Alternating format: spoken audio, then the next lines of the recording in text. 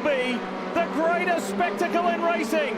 This is the Indianapolis 500. Get ready, green, green, green, green, green, green. Scott McLaughlin in the yellow submarine leads the field of green. Will Power is on the outside. Look back though at Santino Ferrucci. It's Stars and Stripes goes right to P4. Ferrucci's on the hunt with the three Penske's leading. Further back, I think the blue and orange car of Scott Dixon. Oh, we got a crash at the back. That's Marcus Ericsson. Around goes Pietro Fittipaldi. And I believe is that Catherine Tom 66? The Meyershank Racing rookie. There's Ericsson, car destroyed, banging the steering wheel. His Indy 500 probably over. We are going racing. Scott McLaughlin and the Pennzoil Chevy at the front of the field. There's moves happening. There's passes being made. Callum Eilot's in trouble. He's being swapped. It's Kyle Larson, and there's contact with Ryan Hunter-Reay. Hunter-Reay with the hip check to Larson. Something went horribly wrong for Kyle Larson on the restart. Look at the front too. Oh, there's somebody going on the fringe of the grass. I think it's Kirkwood. Kyle Kirkwood, and around the outside goes Colton Herter. The Gamebridge Honda sweeps around the outside of the championship leader, Alex Palou. Oh, and we've got more trouble. Catherine Legg. Catherine Legg, the only. Oh, just smoke. So it's Stingray Rob for AJ Foyt Racing, who is going to bring this field back to green. Connor Daly is the second car. Then Christian Lundgaard in the Hy-Vee Honda. Look out as they all go into turn one. Ferrucci around the outside. He rounds up Will Power in that Verizon Chevy. Look at the Stars and Stripes, center of your screen. Ferrucci's on the move. Great move from Felix on board now with Pato Award. That's Palou in front, and Linus Lundqvist in the wall. The caution is out. It's another rookie. Connor Daly, Indiana's own, leads this field back to green for Dreyer Reinbold Cusick Motorsport, but Stingray Rob comes, and here comes McLaughlin and Santino Ferrucci, the yellow submarine to the front. Stingray Rob, actually. The two cars look similar. Look at Herta making a move on Newgard really late into turn one. Strategist, there's a caution on the track. Caution's out. What's it for? Oh, it's Felix Rosenqvist. It's another Honda. Back at Indy. Back under racing. Ferrucci's pulled out. Here we go. Four wide again on the front stretch. Up front, Daly Rob, but Scott McLaughlin says, this is my corner. And how cool is this to see? Oh no, big crash, and it's Colton Herter. Herter and the Gamebridge Honda is out. Here we go, back racing at the Indianapolis Motor Speedway. Rinus VeeKay is at the front of the field. He's on a different strategy. And around goes Christian Lundgaard, sweeping right around in the Hy-Vee Honda. But look at Joseph Newgarden. How about that yellow Ferrucci? and red machine. Yellow. Drop of the green. Again. Oh, it's Ryan Hunter-Reay. Broken steering arm on the right or the left front. And it's the defending winner who will bring this field to green, Joseph Newgarden and Scott McLaughlin. They're side by side over the yard of bricks, heading into turn one. And it's going to be the yellow submarine that takes the lead on the restart. McLaughlin back to the front. Ferrucci on the outside of Rossi as well. We got cars high. We got a spin. Andretti, Marco Andretti. Oh, just Andretti the Global. wall. Let's go. Green flag flies here in Indy. Brilliant jump for Scotty Mack. Watch those two lime green cars. They've been going at it. Rasmussen and Canapino. Larson on the inside of Palou. And Palou is forced up high. Here comes Kyle Larson. Here comes Augustine Canapino. Oh, big lockup from Kyle Larson way past the cone there. This will be tight, Johnson, to make it on one more stop. And there you go. Kyle Larson does indeed get a penalty. You heard Brian Campy say it. He will have to come down pit road, and that's one of the things that he was worried about, is how he would handle pit road. He's going to have to do a drive-through for speeding, Kevin. Look at this, look at this. It's a drag race, but the power and the advantage is going to go to Rossi. Rossi has got McLaughlin. Palou gets by Ferrucci. It's Rasmussen and Newgarden. Whoa! affected his chances today. He's just gone a lap down as Dixon goes by. Pato O'Ward, is that the pass for the lead and the win? Guys, Scott Dixon has so much gas. Oh, yellow out. Big one for Willpower. It's over for the Verizon Chevy. Dixon will lead Pato O'Ward and teammate Alexander Rossi back to green. Here comes Pato up the inside and Rossi on the outside. 3 into 1 doesn't work. Dixon falls, but 3 behind him. Joseph Newgarden up high around VK and Palou. We got a car up high, but keeps it out of the wall. But we do see cars starting to peel off. Newgarden, McLaughlin, and I believe that's Connor Daly coming in. Dixon and O'Ward, there they are in the short chute. This is the battle for the win of the Indy 500. Watch over here, coming out, Dixon, but the others are at speed. Rossi gets a little bit of a toe off O'Ward. Both him and Newgarden now going side by side. Newgarden uses the pick on the outside. Dixon getting up to speed. Joseph has momentum. Will he get him on the front straight? Newgarden has a ton of momentum. Dixon still trying to accelerate. They'll catch each other at the end of the front stretch. Both of these men are Indianapolis 500 winners, but here comes Newgarden, blasting up the inside of Dixon. Here it comes. There has never been a Mexican driver win the Indianapolis 500. Maybe that time is now. With one more lap to go, Pato goes to the lead. Ward tries to break the draft. Newgarden's like, I've been in this situation before. Joseph Newgarden around the outside of Pato O'Ward. This is mind-blowing. Joseph Newgarden had to wait 12 times to win it, and now he's going to do it back-to-back. Joseph Newgarden is a 2-time Indy 500 winner. Oh, my goodness. That was a true battle. The last 5 laps between this man and Pato O'Ward. He didn't have his regular strategist or his team president on the box. He didn't have 2 members of his engineering team. And he said, we are surrounded by good people. We can still do this. And he has. They have. Joseph Newgarden climbs out as now a 2-time winner of the Indianapolis 500.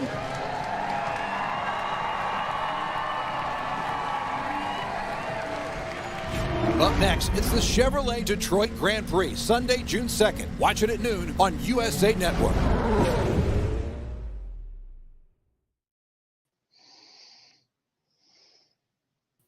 Welcome to the Push to Pass podcast. I am Derek Vance, and joining me as usual here on this Tuesday night is Josh Roberts. And Josh, we have a lot to cover, a lot to discuss, and a lot to analyze here as we finally were able, after a 4-hour rain delay, to get the running of the Indianapolis 500, the 108th Indianapolis 500 underway. Again, like I said, a lot to discuss. So we're going to be joined here in a few minutes by Tony Donohue, friend of the show as well. But Josh, before we get to that, curious your thoughts. I know you were on the outside, literally the outside, looking in on this race on Sunday. Curious to get your thoughts before Tony joins us. One hell of a race, I gotta say. The drivers were resilient, like you said, over a 4-hour rain delay. I know that had to have been hard for the drivers just to negotiate and be patient and get ready for the race. But it was one hell of a race. I got to say, the ending was just about as good as last year's ending, in my opinion. And someone else that I think that's going to have a strong opinion about this, as you see, has joined us, Tony Donohue. Tony, I know the avid IndyCar fan in you. Before we get into the meat and potatoes of what took place this past Sunday, what we witnessed, Josh was just alluding to how great a race this was, and I share the same sentiments. But you being a veteran of the Speedway, been there a little more than we have. Curious to get your thoughts on what took place there on Sunday. Yeah, what's up, guys? Thanks for having me. Yeah, I thought it was one of those old school classic type races that's going to go down in history as one of the best. I mean, you had the war of attrition. We haven't seen over the last couple of years engine problems. Honda has had engine problems all month long that continued to a couple drivers on Sunday. It was kind of a crash fest there early on with the lap one incident with Pietro Fittipaldi, Tom Blomqvist, and Marcus Ericsson. I saw a couple other drivers into the wall throughout the race. Colton Herta comes to mind as well, Marco Andretti. But yeah, I thought it was a war of attrition, and it was a battle to the end with three incredible drivers: Joseph Newgarden, Alexander Rossi, Pato Award with Scott Dixon lurking, Alex Palou, who had a great day. You kind of had the split strategy midway through the race when Stingray Robb and Connor Daly were up there leading, and Christian Lundgaard was leading some laps. So, yeah, if you weren't entertained by that one, I'm not sure. Formula One must be your thing, where you don't like passing and you don't like anything to be exciting or fun in your life. Yeah, you brought up a great point, first and foremost, and I have 5 takeaways that I have, and I'll go over those, and I'm curious to hear both of your opinions on that. But you got to commend Scott Dixon, obviously, for what he did. You know, you talked about a different strategy. You know, he was able to maneuver his way through the field there, and you know, if he could have had a bounce or two go his way, he really could have won this. But you know, as it does happen to Scott Dixon, he got Dixon, and unfortunately wasn't able to pull it off. And then also too, I know you got to be impressed with what Connor Daly did there as well. I know him being a local guy and all of that, and I know that's in one of my takeaways as well. But curious, first, Scott Dixon, your guys' thoughts, and then the great job that Connor Daly did. You know, kudos to really all of that Dreyer, Reinbold, and Cusack Motorsports team. Yeah, I think with both Dixon and Palou, you know, nobody's looking at it on Sunday, but we may look back towards the end of the year and say that was the day that either Scott Dixon or Alex Palou really took over the championship, right? Because Alex Palou now has 24 straight top 10 finishes. He started 19th. Scott Dixon was 21st. And sometimes you don't have a race-winning car, and you can play the strategy correct and sometimes win, as we've seen Scott Dixon do so many times. But just have a max points day, and that's certainly what we saw out of Palou and Dixon. As far as Connor Daly goes, it just seems like, you know, the strategy card kind of falls into his hand. It's exciting when he's up there leading. I think that he had been chomping at the bits to get in that Dreyer Reinbold racing car.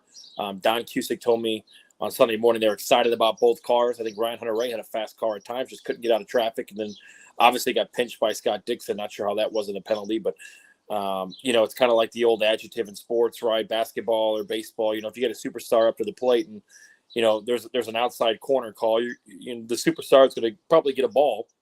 As a rookie or a second-year player coming up, that might be strike 3. So I was very impressed by Connor Daly. Very impressed that and it's difficult. It's very difficult to contend for an Indianapolis 500 one as a one-off team.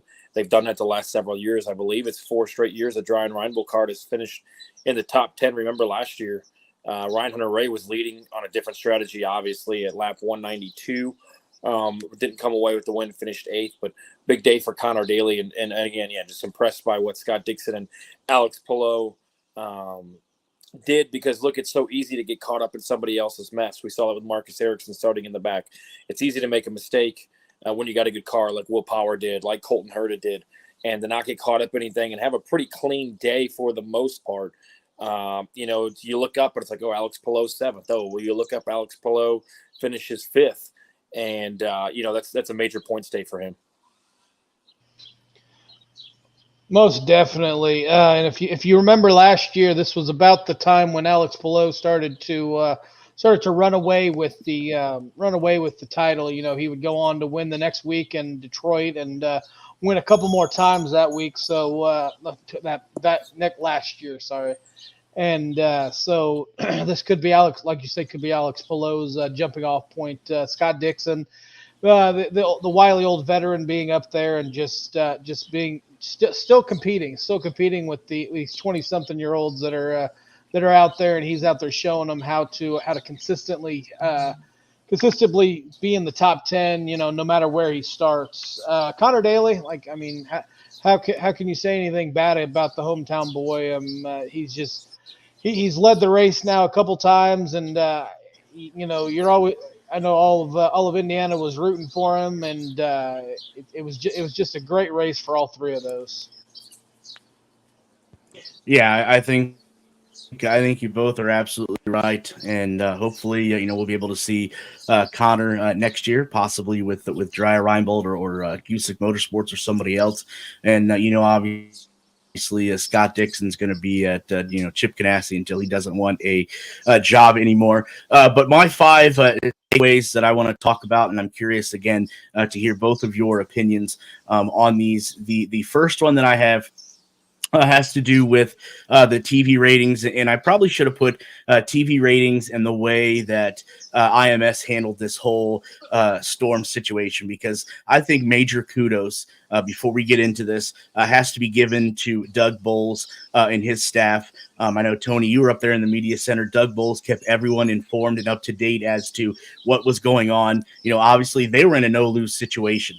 A no-win situation, in my opinion. And anybody can ridicule them how they handled this one way or the other. But in my eyes, obviously there's no book to the way to handle a situation like this. And I thought, Doug and his staff did everything possible to not only keep the race in its entirety, but to keep the spectators there safe as well. And speaking of spectators, obviously we got some numbers out today of what the viewership looked like, and I think IndyCar hit this out of the park.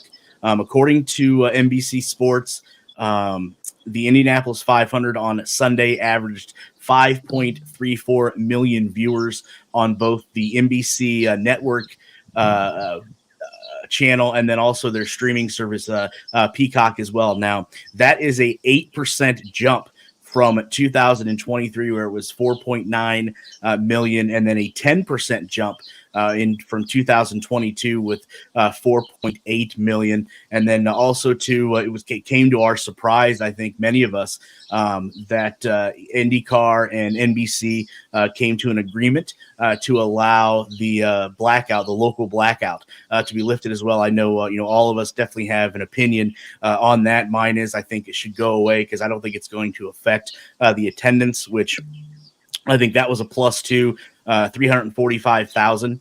I believe as of Friday. I know they had some more tickets left, and then that's 15,000 attendees up from last year. So that was my first 2 takeaways, combined with the lift of the TV blackout and the way the IMS staff handled the rain delay. Kind of curious to hear both of your thoughts on that. Yeah, I think you start early in the day and you start looking ahead to, okay, it looks like right around 12:15, 12:30, we're going to have rain. And I think the rain came right at like 12:22, which is about the time I think drivers, start your engines was probably supposed to occur. They did a great job of kind of backtracking and make sure everybody was out of the bleachers at 11:15 a.m. Eastern time to make sure that everybody was clear, err on the side of caution. Cause look, this is a track that last year had to give a car to a woman that had a tire land on her hood.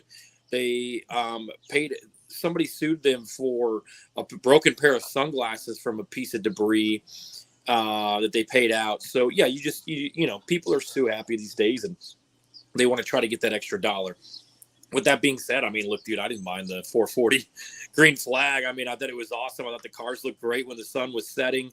It obviously made for a huge number kind of going into prime time there on Sunday evening. Everybody was maybe settling down, getting off their boats, if that's what they were doing, enjoying their Memorial Day weekend. And to see a battle like that, I think that just added to it. So it was awesome that the blackout was lifted, because I thought that they should have done that anyway originally, especially in a TV contract year. And it looks like Fox is kind of the front runner to take over IndyCar. That would have been a huge selling point. And then you look at what could have been. Let's say it did rain throughout the evening. They did not get that race in.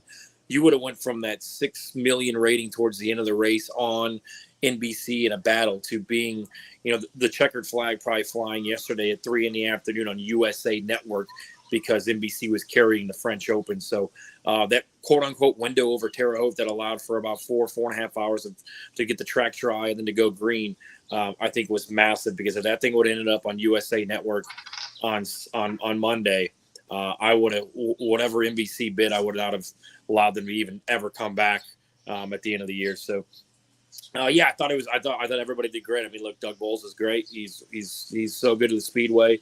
He's so good to everybody. He's got time for everybody, and obviously a really busy month. But I thought that they planned and executed everything perfectly. Maybe not the concession stands, but look, I got a free hot dog out of it because the system had gone down and they couldn't take cash, and so we did a little $10 donation to whatever little league she was working on. But I had a hot dog and a Pepsi that I didn't have to pay for, but ended up giving her some money anyway. Definitely, I'll second that.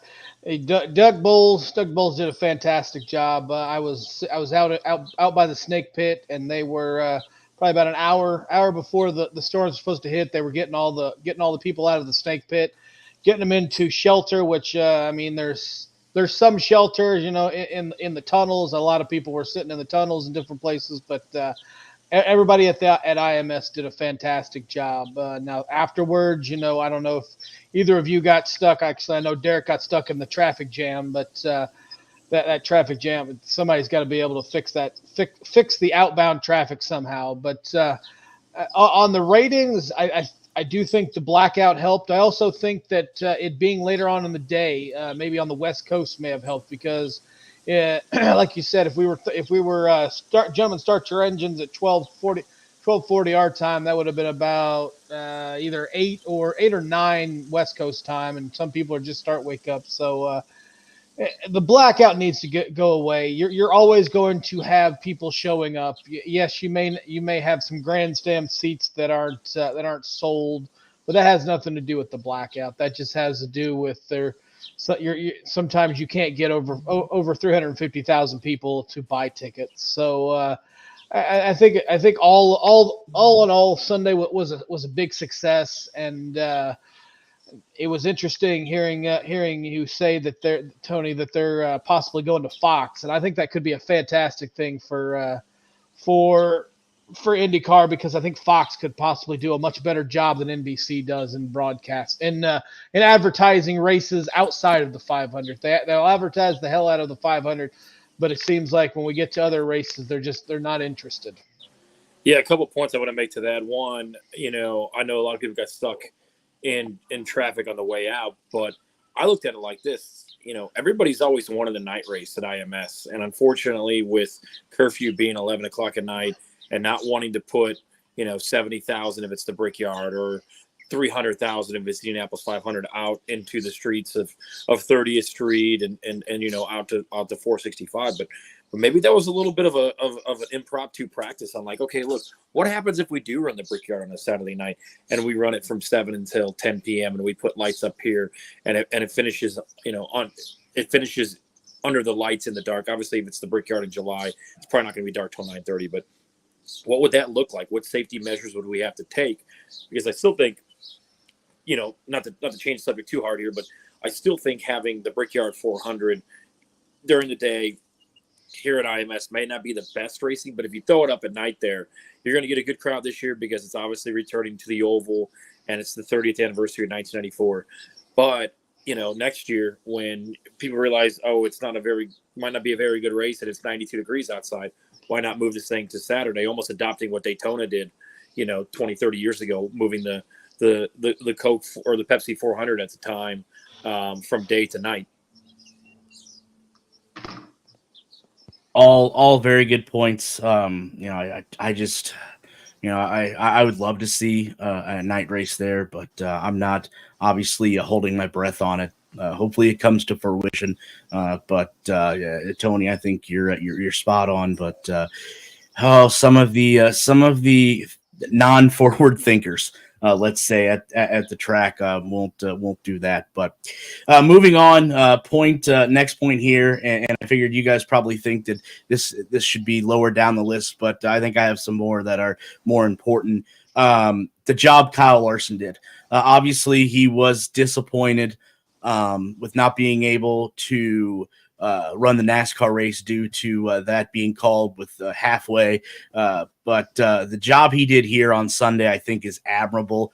To be in that car, the time that he got in there, the adjustments that he made, and if it wasn't for a few mistakes, he could potentially be in contention to win.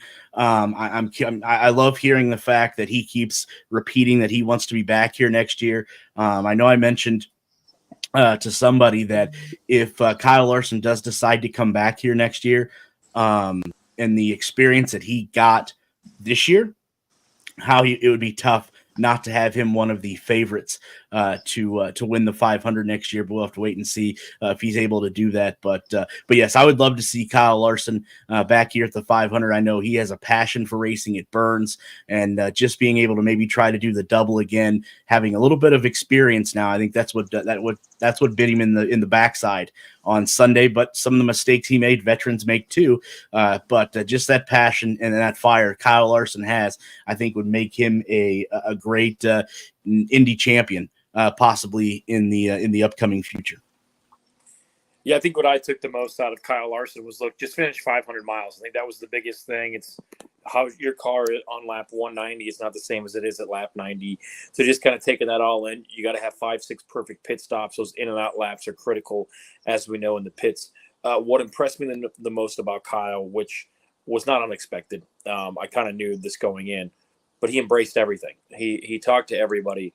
Everybody in the media got a chance to talk to him, whether it's in a bullpen session or walking through the pits. He signed a bunch of autographs. He was a great ambassador of not only NASCAR, but also the Indianapolis 500. He said all the right things. I want to be here. This is where I want to be. I don't want to leave. It's where I want to be. And it spoke volumes when the rain delay came that, hey, I want to be here. I'm going to stay here. And hopefully NASCAR grants him that waiver and allows him to come back and allows him to be in the championship playoff rounds. But I mean, I go back to the Tuesday after qualify, or last Tuesday, a week from today, and they do the American Dairy Rookie Luncheon every year, and they bring the rookies in and they milk a cow, and everybody gets a milkshake, and they bring the rookies up. Fernando Alonso didn't do it. They sent him to New York, I believe. Jimmy Johnson didn't do it. They sent him elsewhere. But Kyle Larson was there. Kyle Larson could have said, you know what, this is probably going to be my only day off for a long time. I want to take my kids to the Indianapolis Zoo, or I want to take my kid to the Children's Museum and just totally disconnect. And he didn't. He was there. He was there. He was answering questions. He did interviews. He talked to me. He milked a cow. So he really embraced everything throughout the entire month of May.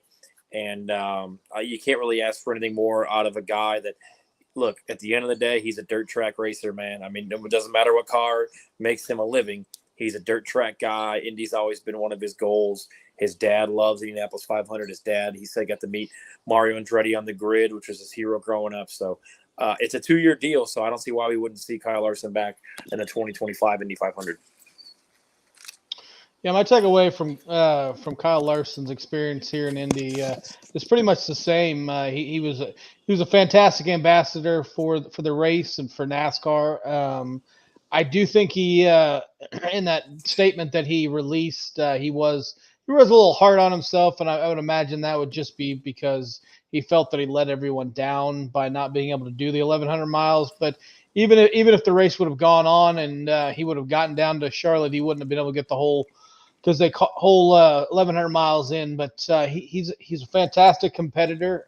He just needs to lighten up on himself. He made one mistake where and he had talked about that all month long, thinking that he was going to have problems with the pit speed, and it bit him in the butt. But that happens to probably almost every driver that's ever done IndyCar in some capacity, trying to stop your car from going 200 miles an hour down to a pit lane to a pit lane speed and not screwing up is a hard thing to do. But I look forward to seeing Kyle Larson again next year. Hopefully he can, like Tony said, he's a 2-year deal.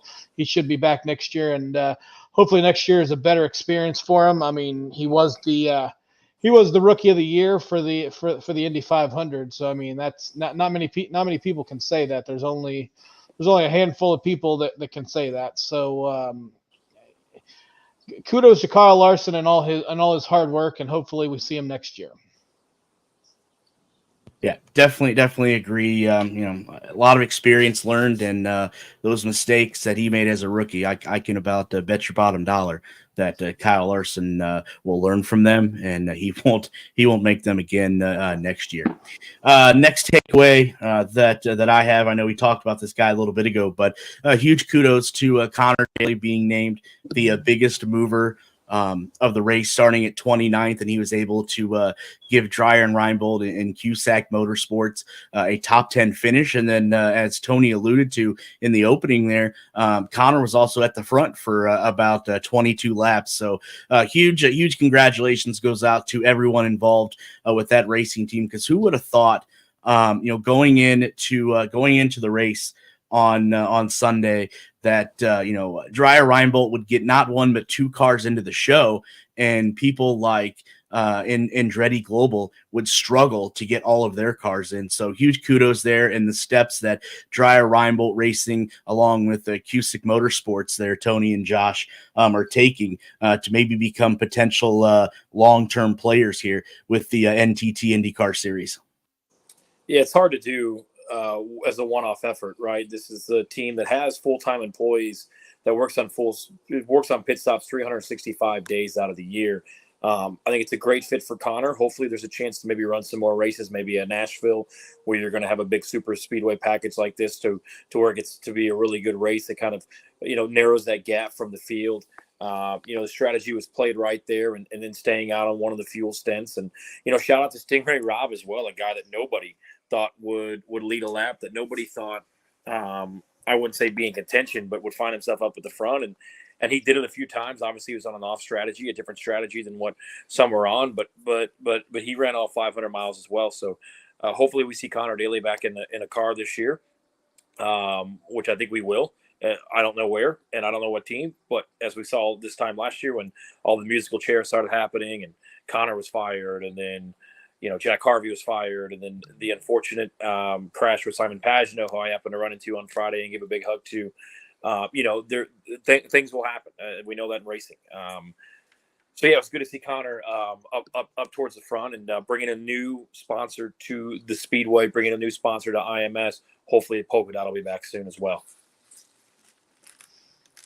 Yep, couldn't have said it better myself. I mean, everything that Tony said is exactly true. Hopefully, Connor can catch on with a ride somewhere later on in the year. But open best for Connor. Yeah, absolutely. Love to see that kid succeed. Like, I don't know if you can call him a kid, but good to see that man succeed. And like Tony said, hopefully he'll be able to find a ride to either the end of the remaining this year or full time in 2025. Now, this story again, you guys know me very well. I am, putting my bias aside, but a huge Pato Award, Arrow McLaren fan. And this just,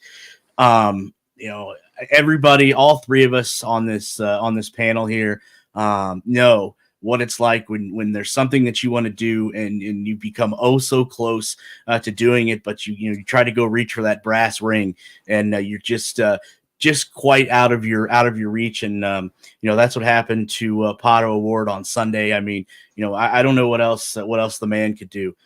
He drove a perfect race, took the lead on the most important lap, but as he would say, he come up just 2 corners short. He did everything he could going down that backstretch into turn 3 to try to break the momentum and draft of Joseph Newgarden.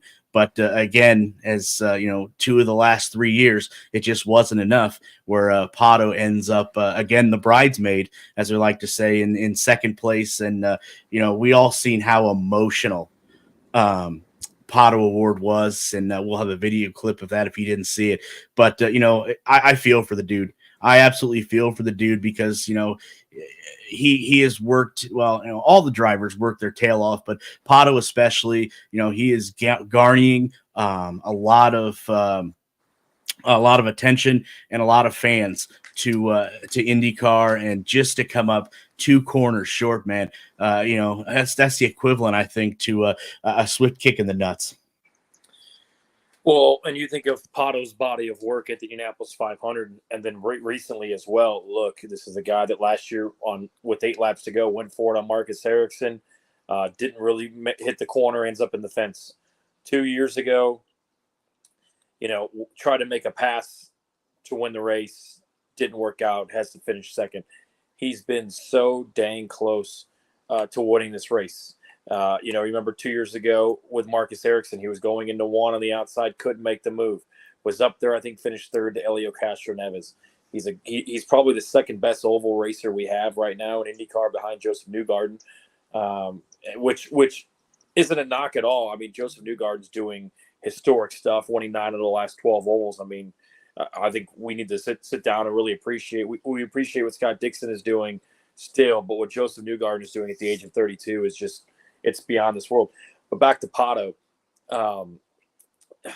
I thought he made the right move. I really did. I sat in turn 3, hadn't seen a pass for the lead in turn 3 all day, and to do it around the outside. I mean, I thought Pato did everything possible, and I think we'll see an angry, a heated Pato ready to win this weekend in Detroit. This is a guy who hasn't won a race in 3 years, besides the one that was given to him in St. Pete, which he will tell you, look, don't really care about that. I want to drive into Victory Circle and be able to celebrate with my team. This is a guy who's really good at Detroit.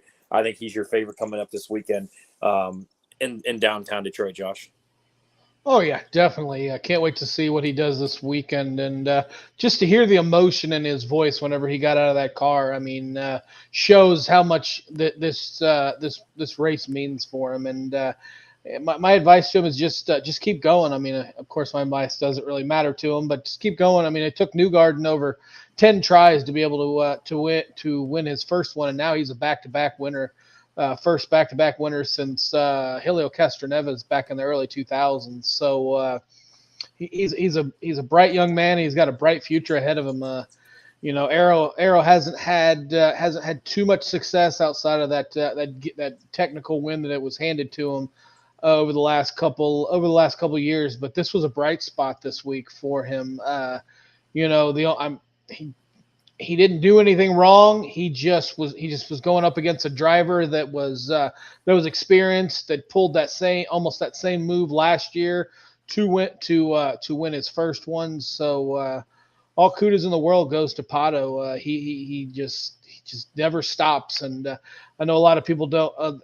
I know it was brought up on the broadcast, but he also had the whole country of Mexico behind him, because he was trying to become the very first Mexican driver to ever win the Indianapolis 500, and he came up just short. So sooner or later, he's going to be able to take trade that bridesmaid's dress in for a wedding dress one day.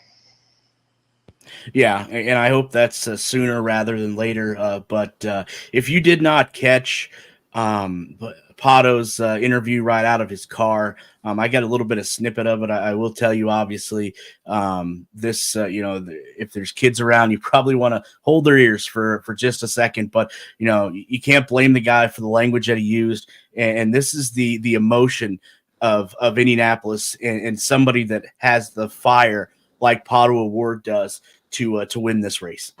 We had so many near race enders, and just so close again. So fucking close. It's just...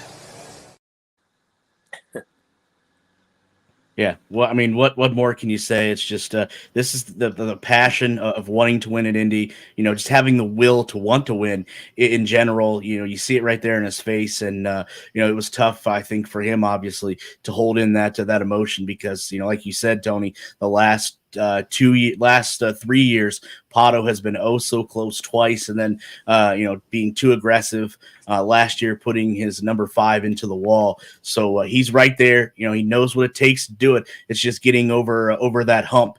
Is the one thing Pato just hasn't quite figured out yet. But I truly believe, just like I do with Alex Palou, I think both of their times coming. They're both young and elite drivers in this series, and I think both of them are going to walk away when it's all said and done with at least one Indianapolis 500 championship, maybe multiples. But speaking of multiples, what else can we say? Joseph Newgarden, what else can we say? Love him or hate him. I know the crowd reaction, Tony, I know you were in the crowd, was kind of mixed there on Sunday when Joseph was the first car to cross the finish line. It took him 12 years to win his first one, and now he's a back-to-back champion. I would also imagine that his wallet there is a little bit heavier after Sunday as well. And then I don't know if you guys know this. Tony, you probably do. Josh, you may have seen this on social media, but with Joseph Newgarden's win on Sunday, he joins an elite group of IndyCar drivers with at least 30 wins, 2 Indianapolis 500 championships, and 2 series championships. The only ones to do that, listen to these names: AJ Foyt, Al Unser Sr., Bobby Unser, Al Unser Jr., and then someone that was in the attendance on Sunday, Dario Franchitti. Yeah, I mean, it's elite level status for Joseph Newgarden right now. And when you think about the drivers that you just mentioned, AJ Foyt continued on for 15 years after his 4th Indianapolis 500 win, drove to the age of like 60, if I'm not mistaken. Al Unser Jr. wins his second 500 in 1994. He was at the age of 32. Obviously, the split and what happened in 1995 took away any more opportunities for him to win. Joseph Newgarden has done this, and he's 32 years old. And when you look at the sport right now, you still have a competitive Helio Castroneves at the 500. You still have a competitive Takuma Sato at the Indianapolis 500. You still have 43-year-old Scott Dixon winning races. It's Will Powers in his early 40s still contending for championships. Joseph, unless some kind of Sam Hornish Jr. crap happens where he gets pulled away and taken the NASCAR, which I hope doesn't happen, this dude's got a chance to go for 4. He's got a chance to go for 5.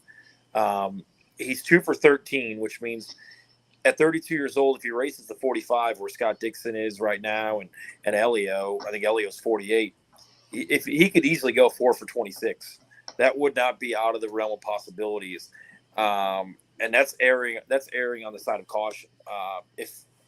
If I die in 40 years and Joseph Newgarden has 5 Indianapolis 500 wins, I would not be surprised. Oh, definitely. I was thinking the same thing. He could be the next one to try to go to get that drive for 5 going. I mean, I know we're a little premature, but he's well on his way. And Derek talking about his wallet being a little bit fatter, along with his paycheck that he got for winning. He also won that I believe it was $440,000 that Borg Warner had out there for a back-to-back winner that we had not had since I think it was 2001 with Castroneves. So he's an elite level driver. I'd find it hard to bet against him in any oval race. He just seems to love those ovals and thrive on them. So congratulations to Newgarden, and keep up the good work, and let's see if we can get a 5-time winner by the time he retires. And I know Mike's ready. I think Tony's right. That was something I thought about on my wait in the media lot there on Sundays. How many times could Joseph Newgarden do this? Could he be the next one to go 4? Would he be the first one to go 5? So, yeah, we're thinking on the same wavelength there, Tony. I know you have to run. Anything else you want to add to this before you get on out of here? I know it'll be nice to catch up again this coming weekend in Detroit. I know me and Josh will get there Saturday afternoon, early evening. But anything else you want to add before you have to run? I think Mike will tell you. I think Mike's coming up here to talk about the betting angle of it. Joseph Newgarden makes betting IndyCar oval races not fun at all because you try to get some bigger numbers on some other drivers. And Newgarden's won 9 of the last 12 on ovals. Scott Dixon has won, 4 out of the last 7 races total. Alex Palou's always inside of the top 5. So we'll see what happens in Detroit. I think Mike and I are going to hop on a podcast later on this week. We got some pretty good hits on our podcast last week. Discussing, breaking down what it was like.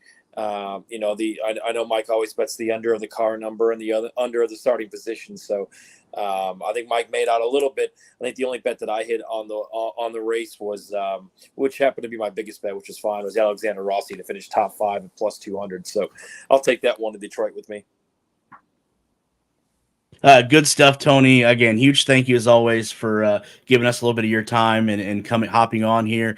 And we'll see you in a couple days in Detroit. All right, thanks, guys. Tell my boy Mike I said hello. All right, and that was Tony Donohue. Good stuff there. Always love having him on. And now we have the other half, maybe the better half of this dynamic duo here. But Mike, our betting expert, and Mike, I still see you're living in your house, so you didn't score that beach house in Miami yet. But I got to think with your betting expertise there, you got to be getting awful close. Well, I might have had a beach house if Pato O'Ward would have won the damn race. That would have been. It was a hell of a sweat, man. I guess I could start with the good. The good was for the betting purposes, man, it was great to have all these props and all the top 5s and top 10s available to us throughout most of the week and even the couple of weeks leading up to the 500. And the props is I did well in the props. I had the grid prop hit again. If you bet under 5.5 grid starting spot, under 8.5 grid starting prop, my favorite little bet, Newgarden was inside of that, so that was a win. Also bet car number under 9.5 to win the race. So that was a hit as well. Would have been no matter who won. And the biggest bet that we made was more than 4.5 cautions. And I was done winning. I was ready to. That bet won in like 26 laps. That was spectacular. And that bet was predicated on some rain happening. And that was something that I kind of got clued into a little later in the week. I don't think I was able to talk about it on your podcast because it wasn't posted yet. But that was an easy one. We were thinking it'd be because of rain cautions. But no, these drivers just put it in the wall. So that was great. So that was all good. As far as I was not on Joseph. I did have some cross-par. I had some F1 bets. I had both Ferrari cars to get to podium or to get classified and Joseph to finish top 3. So I cashed that. That was just a little side bet. But most of my money was on Power and Pato to win the race. And I was feeling good, man. I was like really psyched and I was nervous that Pato made the move too early. I know you guys probably talked about the race and everything that went down. My take on it is I wish Pato would have just not swerved coming out of turn 2 on the backstretch. And instead, if I were him, I just would have blocked twice and I would have made IndyCar like call penalty and make me lose on a penalty. I don't know if they would have done that. So I just would have, if I were him, I would have blocked twice and then I would have made Joseph go around the outside and then I would have just stretched it to the finish, maybe side by side and see what happens. But yeah, it wasn't to be. It was a huge sweat. There were some curse words coming out of my mouth. I was at my parents' house. So I'd be careful.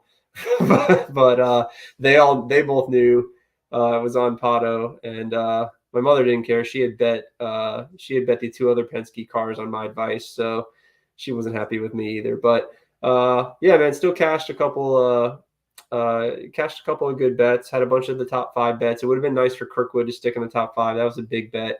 Dixon top 5 hit. That was a bet I was touting a bunch. So yeah, man, it was a break-even race with all that said and done.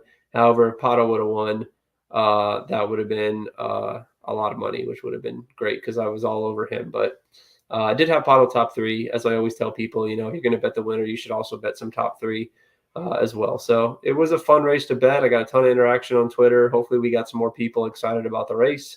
Some more people betting. I saw a lot more people talking about it. So that's all good. That's the whole point. Like, get more people following the race, from the betting angle of things. So, and you guys make any money? I made money by working the track and doing all kinds of security, but I didn't bet anything. So all my money is going to the Detroit trip this weekend. Then you can bet it on somebody there.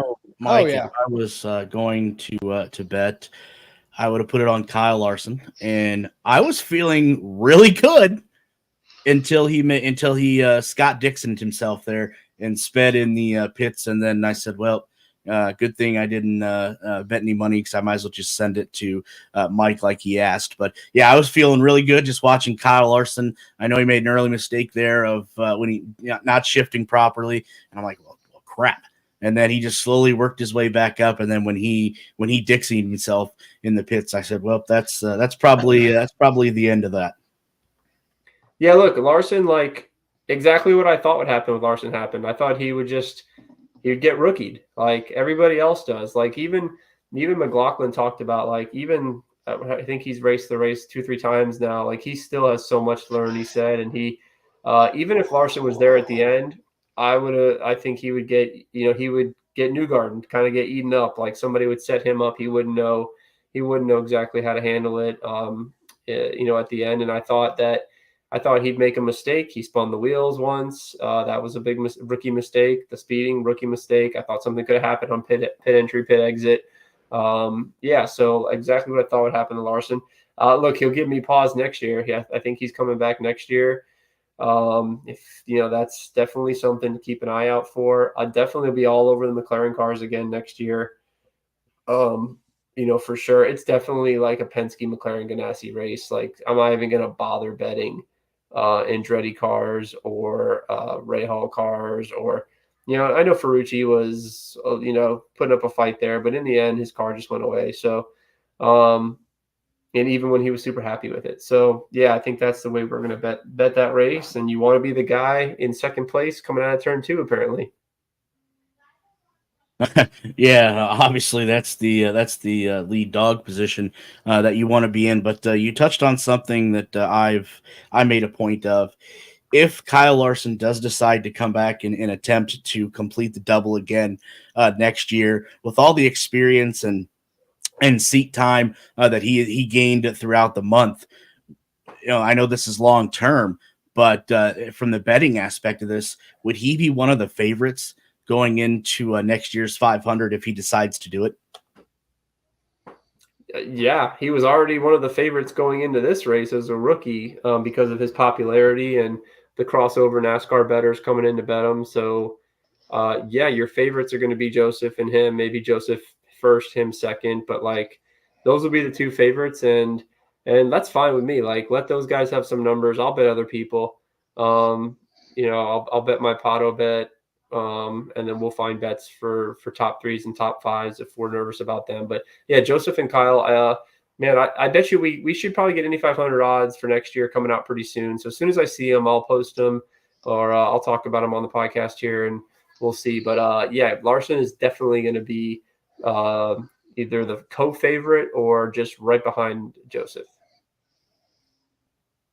All right, Mike, last thing that I have, I know, Tony touched on this right before he took off Detroit this weekend. I know you've probably, exhaled a little bit from the 500. Hopefully you've had time to do a little bit of research. Anything that you can give us here, or do we need to wait for X's later in the week on odds for Detroit this weekend? Yeah, so I haven't looked at anything this week just yet, but I have my notes. Obviously, I keep spreadsheets and all this stuff. So, obviously this was a race we hit a winner on last year. It was Power, right? You can correct me if I'm wrong, but yeah, that's where, Power's been Power top 3. I think he's going to get right back to doing what he does. One of the bets I did make was Power to win the championship, thinking that he would have a good 500. Kind of weird that he crashed out there. I haven't read too much about that. I saw he posted something, but I haven't read it yet or listened to it. But so, going to go right back to looking at the Penske cars. They've been dominant on all the tracks so far. So, we're probably back to the same old IndyCar betting we've been getting before. Well, we won't get odds till Saturday or Sunday. I'm hoping we get some Saturday because I'll be out of the country on Sunday. But yeah, so we'll see what happens. But Power's gonna. I don't think Power will be the favorite. Joseph will be the favorite. I don't think that's probably right. I think it should go right back to Power, and I'll be right back on looking for Pato top threes as well. Yeah, I see. Pretty coincidental there, Mike, that you're taking the money and running as you got it last weekend. Now you're going on vacation. Just kidding, but yeah, good stuff, Mike. I know Tony mentioned you guys will have a show or spaces later this week or closer to more odds being released. I can't wait to hear about that. But anything else you want to add, either about the 500 last weekend or Detroit coming up this weekend? Yeah, look, I mean, Detroit also, it's a new track, right? So don't forget that. So we're not going to have, you're going to have to, the sourcebooks don't know that. Maybe they do, maybe they don't. My guess is they don't. So, as soon as we get information coming out of practice, you might be able to get some good bets and some good long shots. So the second we see some practice results, that's where you're going to want to kind of jump on stuff. And the second they release those odds, maybe pre-quals. So I might bet a little bit more pre-quals on a new track. I remember back when Nashville was a new track and Herta was just blitzing people. We got Herta at a really good number. Now, he didn't win the race. That was the race that Ericsson flew in the air and came backwards. That was just shenanigans. Herta should have won that race. But we got the value. And I think if you keep doing that, you'll eventually hit big bets. So keep an eye out on practice results. And if you pay attention to IndyCar, you know more than the sports book. So keep an eye on your betting numbers, and then follow me, Tony, Push Pass, all that stuff, and we'll get it out there. Mike, good stuff as always. Stay safe, and we will hear from you in 1 week's time to see how you did and everyone else did going into Detroit next weekend. Talk to you later. All right, guys, take care. Have fun. You too. Thank you. Good stuff as always there from Mike. Go check him out on Twitter, and then the spaces that him and Tony do as well. Two great people to get betting advice from. Definitely know their stuff there for sure. Josh, we'll get back to the 500 here shortly. I know we need to go over some results and then the newest point standings, and maybe we'll dabble our toe into Detroit a little bit and preview that here before we get on out of here. But first and foremost, we need to thank a few sponsors that make it possible for us to bring you this show on a week out basis. And first and foremost, a huge thank you to Always Ready 1776 for all your patriotic apparel, headwear, and more. Go check out Always Ready 1776, and you can find them on the web at alwaysready1776.com. And if you do head on over there and you do happen to find something that tickles your fancy, as the cool kids like to say, make sure you use that promo code that you see up on your screen there, Push to Pass, for 10% off of your order. Also, too, huge thank you to Gettum Associates for all your home design, build, and remodeling needs. Remember, it's Gettum Associates, and you can find them on the web at gettum.com. And if you go and browse their selection of designs for your home or remodeling needs, and you do find one and pick out one that you want to use, remember to use that promo code you see down there at the bottom, Push to Pass, for $250 off any design service. Huge thank you both to Always Ready 1776 and Gettum Associates for being proud sponsors of the Push to Pass podcast.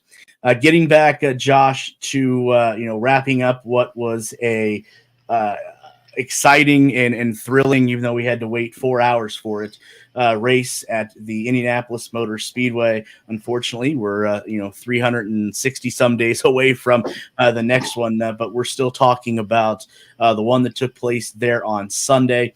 Let's take a look at the final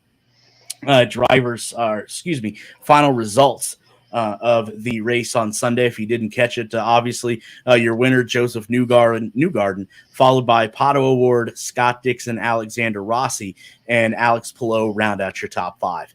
Then it's Scott McLaughlin, Kyle Kirkwood, Santino Ferrucci, Renus VK, and the hometown guy, Connor Daly, rounding out your top 10. Then it's Callum Eilot, Christian Rasmussen, Christian Lundgaard, Takuma Sato, and Graham Rahal round out your top 15.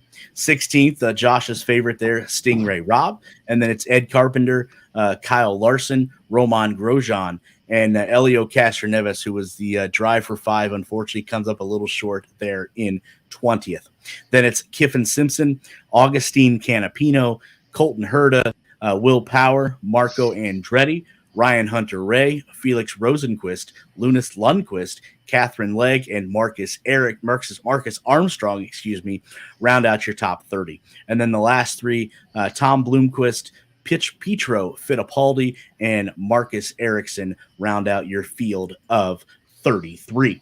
Josh, anyone on there that you were surprised where they finished at, shocked where they were finished at, or kudos to maybe making the top 5 or top 10? I mean, obviously for me, my favorite driver is Stingray Robb. So to see him up there leading laps in the Indy 500, this was only his. I would say this was only his second. This was his second one, and to be leading laps, to be a sophomore and be up there leading laps the way he did. I know he ended up finishing back in 16th, but to show that he was able to get out there, and it may have had a little bit to do with his pit strategy. Him and a couple other drivers, I believe Connor Daly, were on different pit strategies than a lot of other people, so that allowed him to get out there. But he showed some great promise that that I knew he had in him, and just be able to say that he actually led the Indianapolis 500. Not under caution, but under actual driving conditions. That's something he can build on and move forward in with the rest of his career and the rest of this year. Other than that, it's disappointing not seeing Helio not being able to be up there and compete really for that drive for 5. I know he's putting everything he's got into it. It's just not. It just didn't fall his way. Takuma Sato out there once again doing a one-off. Still out there trying to pick up his third 500. Always a great thing to see the Japanese driver out there. I know he brings in a large crowd of the Japanese or the Asian fans. So that's always a good thing. More eyes put on the circuit. So it was a hell of a weekend. Starting out with Carb Day and the pit stops challenge. That was the first round had Juncos Hollinger, the blind draw, the two drivers going against each other. And I called that first one. I will say the Juncos Hollinger Racing people that we were standing with had the other driver's pit winning, but then you go on to the parade, which I know you and your lovely daughter and some of our other close friends were at. I was sitting in turn 3 waiting to do nothing that day, working, and then the whole pageantry and everything that went into the 500 on Sunday.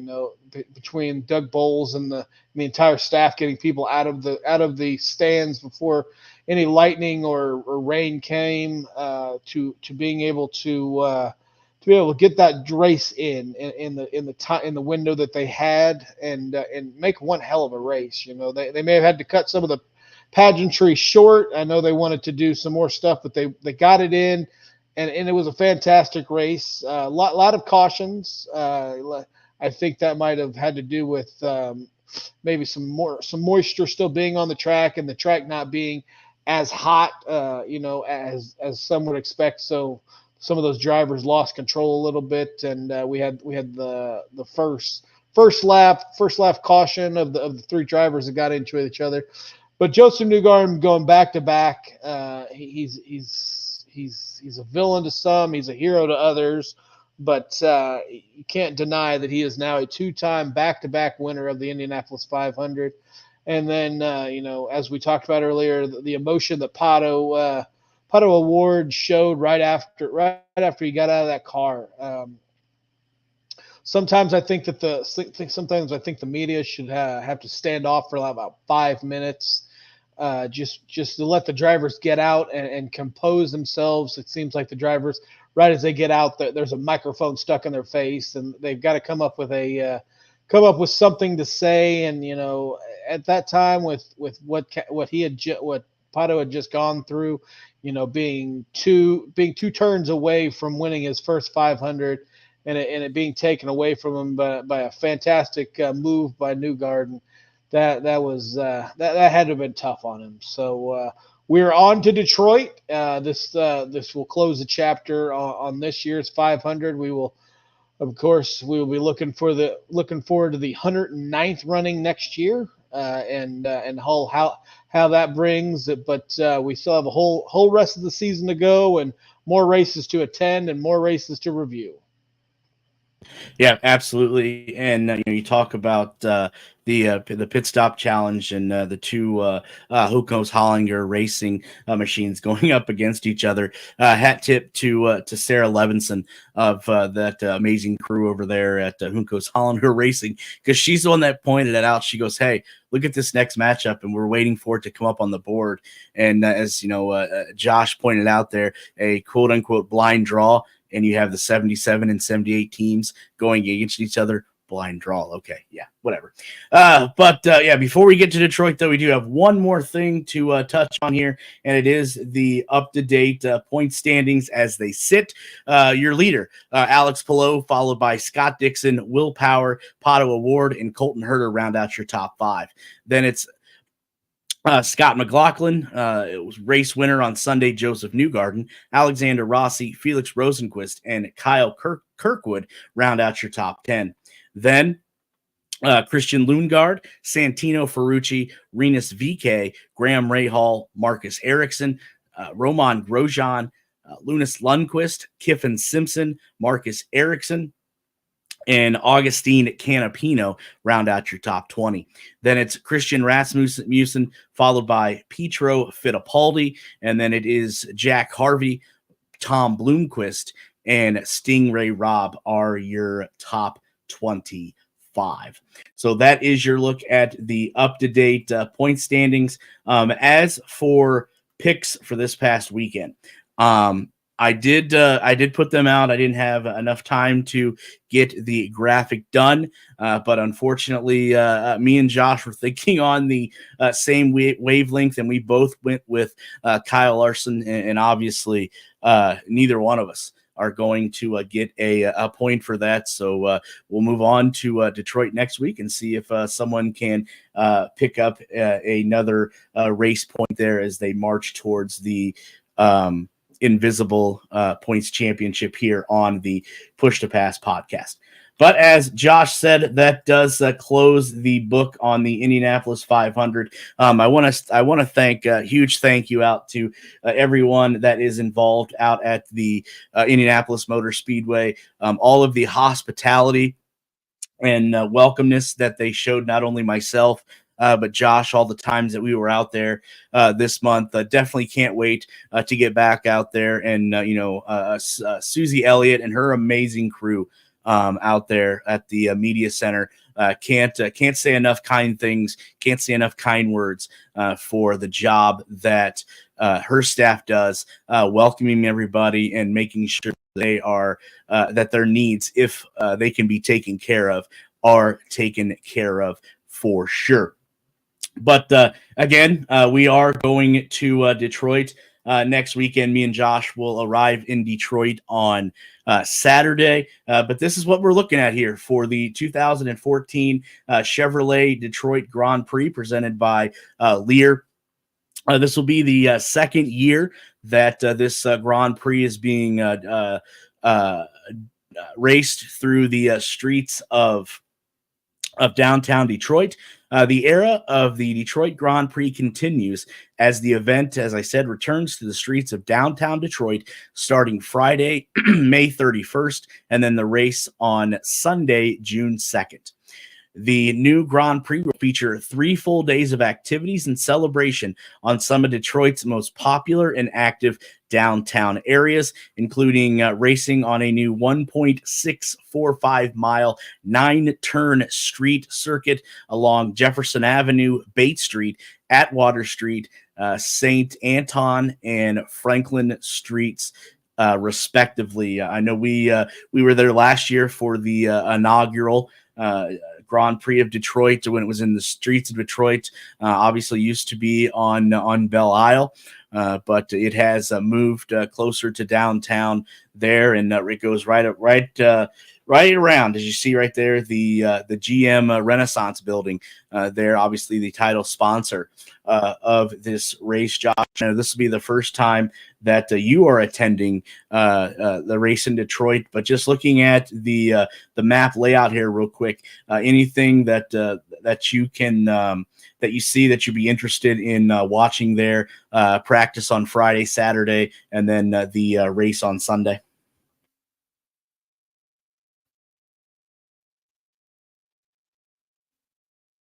You may want to unmute yourself. Sorry. The track looks like an interesting layout, 9 turns. It'll be interesting to see where where they have us stationed and what we can view. The streets of Detroit. I know a lot of people, when you say Detroit, they go, "Oh my God, you're gonna be mugged." But I can attest. I've been on the streets of downtown Detroit. Now, if you're going to the outskirts of Detroit, yeah, you may be a little sketchy. But the downtown Detroit, with the Ilyich family and the Ford family, that both own they own the Lions and the Red Wings and the Tigers, respectively, around that area. They've done a lot to renovate and revamp that downtown. So it's getting better and better, and the aesthetics and everything is going to be really great for this race, as they were last year. And hopefully we have a big crowd that comes out.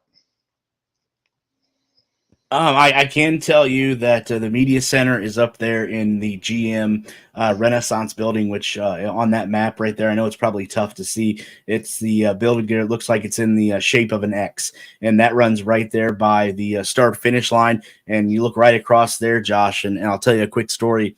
When I was up in that media center last year, I failed to realize how close Detroit was to Canada, because I looked out the window and I was like, hey, look, there's Canada right across the river there. So yeah, I was pretty a bliss to knowing that the Detroit was so close to Windsor, Canada. I know I'm gonna have to keep you away from Caesars there right across the river, because you'll end up getting lost there, and we'll have another version of the hangover. But here's the race schedule here this weekend. Obviously, everything's going to get kicked off on Friday. First practice there, 3 p.m. And then Saturday is when things start to ramp up, as you see. Practice 2 at 9:10 p.m. All these are local times there in Detroit, and Detroit is in the Eastern time zone. For those of you that don't know or need a refresher. And then after the practice there, we're going to have first round qualifying at 12:15 for Group 1, and then first round qualifying for Group 2 immediately following that at 12:40 p.m. And then second round of qualifying is going to take place approximately at 1:05 p.m. And then that Firestone Fast 6 to see who is going to grab the pole for Sunday's Chevrolet Detroit Grand Prix is going to take place about 1:30. And then the track will obviously temper down there a little bit as we roll into Sunday. Early wake-up call for myself along with Josh around 9:30 when the warm-up there, a half an hour warm-up, and then things get started there around 12:30 there on Sunday with the Chevrolet Detroit Grand Prix. And I do believe a programming note, people that are going to tune in to watch the race, the NTT IndyCar Series race on Sunday. Remember that this race is going to be televised on national TV on the USA Network. You also can see it on Peacock.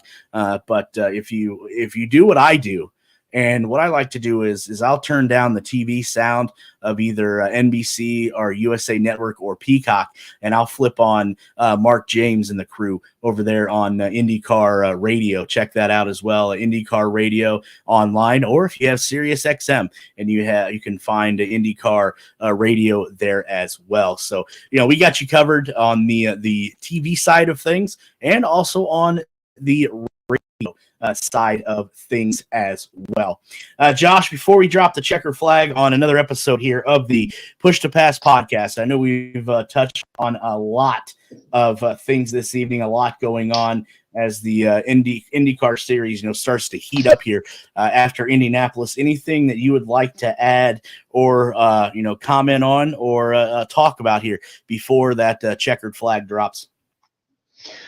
This is just on a side note. I want to thank my co-host Derik. He does a phenomenal job of putting this podcast together. He puts hours and hours in. He was out at the track a lot more than I was this past May. So I want to say thank you to you, Derik, for all the hard work you put into this and making sure that this podcast goes on as it is. I know I've had a couple weeks where I haven't been here, and you've kept it going and found other co-hosts, guest co-hosts. So I just want to send kudos out to you, and I can't wait to go to Detroit with you this weekend and experience this race and see how it does.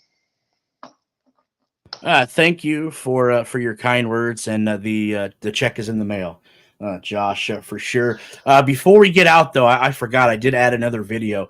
If you were unable to watch the race on NBC or Peacock, and you weren't able to attend it in person, IndyCar earlier today on their X or Twitter account, whatever one you want to use at this point in time, put out an amazing video of the flyover from the view of one of the pilots from those Thunderbirds that did that amazing flyover there on Sunday. I want to play that real quick, and then we'll get to the show closer, and I promise then we'll get out of here. But let's check out this video that the NTT IndyCar Series put out here of the view from the cockpit of the Thunderbirds that flew over this weekend.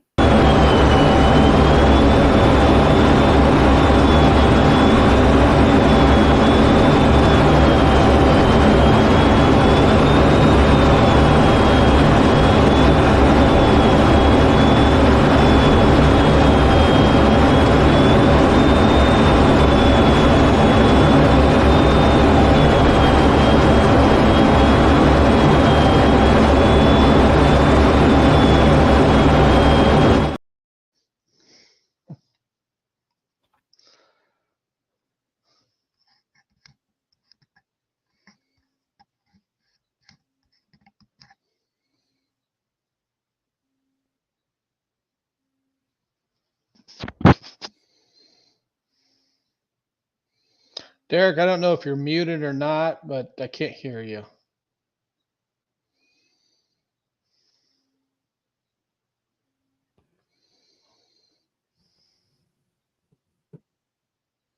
I couldn't hear you if you were. I couldn't hear what you said, Derik. I don't know.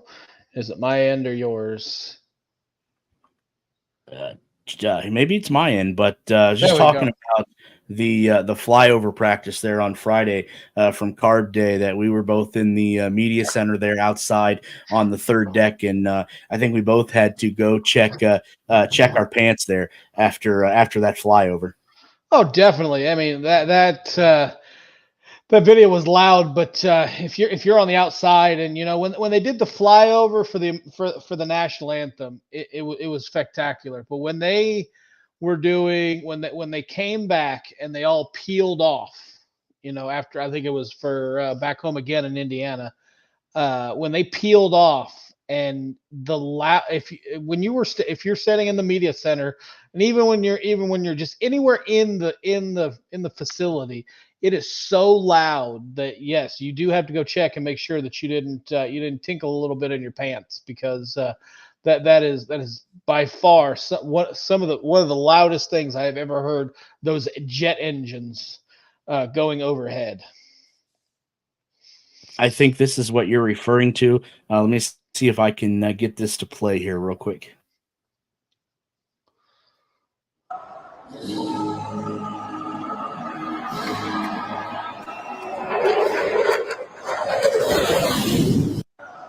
Oh yeah, that right there doesn't know justice, but you can almost hear it. I mean, just imagine that being right over your head and those jet engines just scaring the living daylights out of you.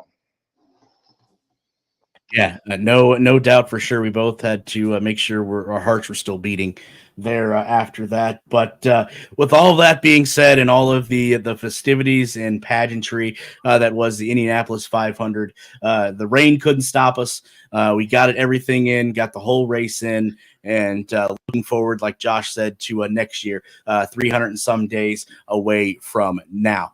Huge thank you first and foremost to Josh for being able to join us. Look forward to heading to Detroit this weekend to cover and do something that we both really enjoy, and that is covering the NTT IndyCar Series. Also, huge thank you to Tony Donohue for jumping on here for a few minutes and giving us his thoughts and opinions on what we witnessed this past weekend at the Indianapolis 500. And then, as always, a huge thank you to Mike as well for his betting expertise, knowledge, and information to make us all better bettors and hopefully better bettors, and hopefully make our pocketbooks there a little bigger as we go into another race weekend. So for myself and Josh and everyone else here that makes up the Push to Pass podcast, we say so long for now, but we will be together again in 1 week's time when we talk about what we witnessed and what we've seen in Detroit, in the streets of Detroit, for the Chevrolet Detroit Grand Prix presented by Lear. So until then, so long, everybody. 5-4, momentum to you.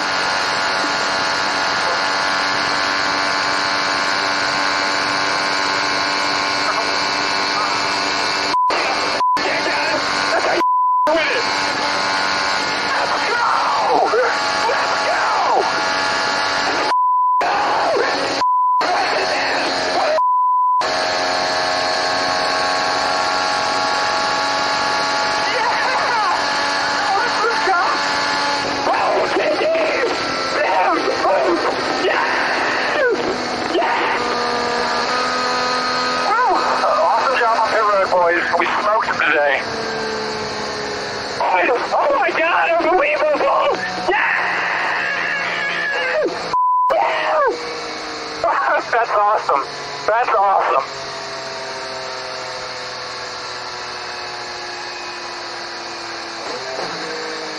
What a free-for-all race. Good job.